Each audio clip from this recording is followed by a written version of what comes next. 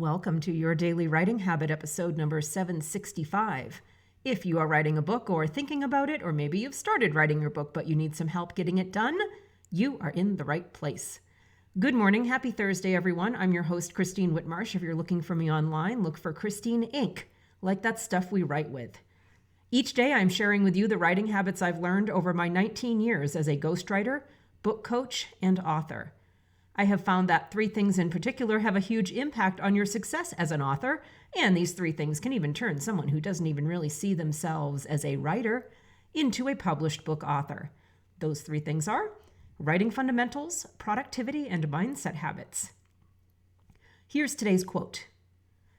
In the end, the journey of a lifetime can lead you to some place you never thought you'd wind up. Sometimes it's a place you didn't even know existed. I never could have foreseen that my spine would curve, turning against me like an enemy.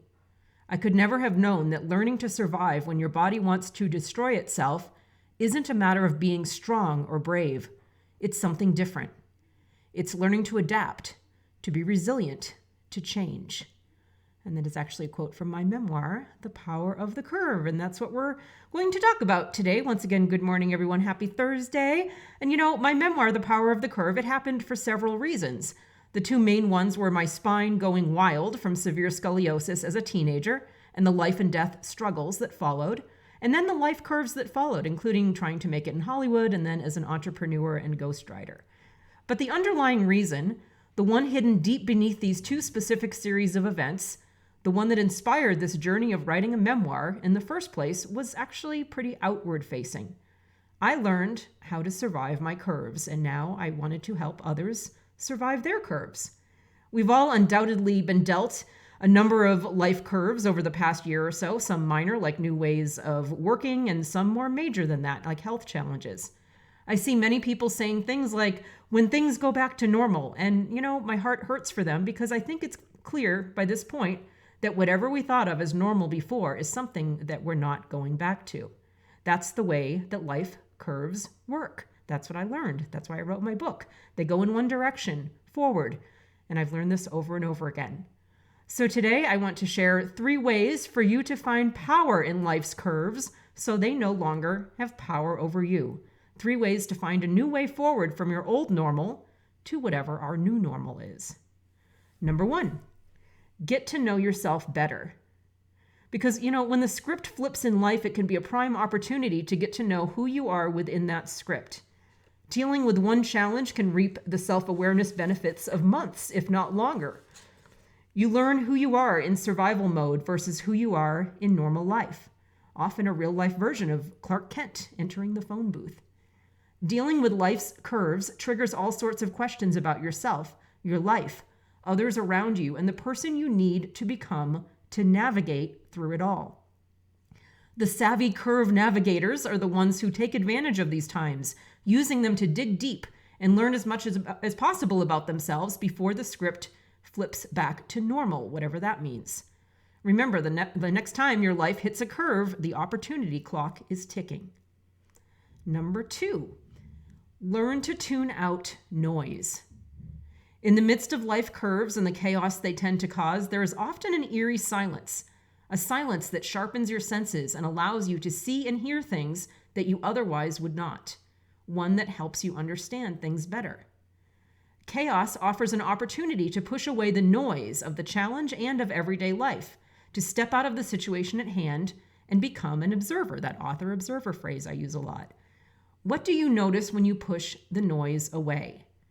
What do you hear when you learn to sort the information that really matters from the details that are either in the way or making things unnecessarily worse?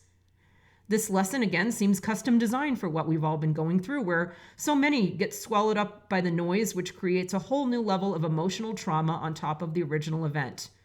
Another time I wrote about in my memoir was when I got swallowed up by the noise of trying to grow my business, listening to advice from anyone and everyone who offered it about the best way to run my business.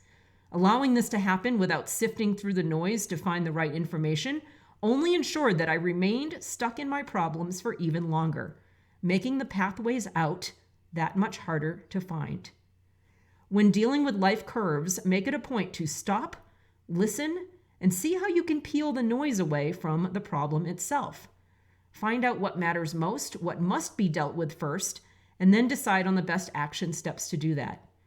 Taking clear, focused action is an excellent way of combating noise.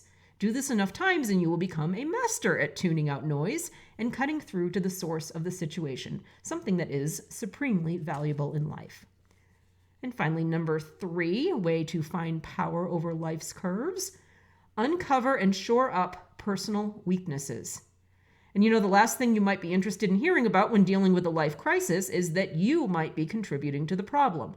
But the fact is, during challenging times, our own personal weaknesses tend to rise up and smack us in the face.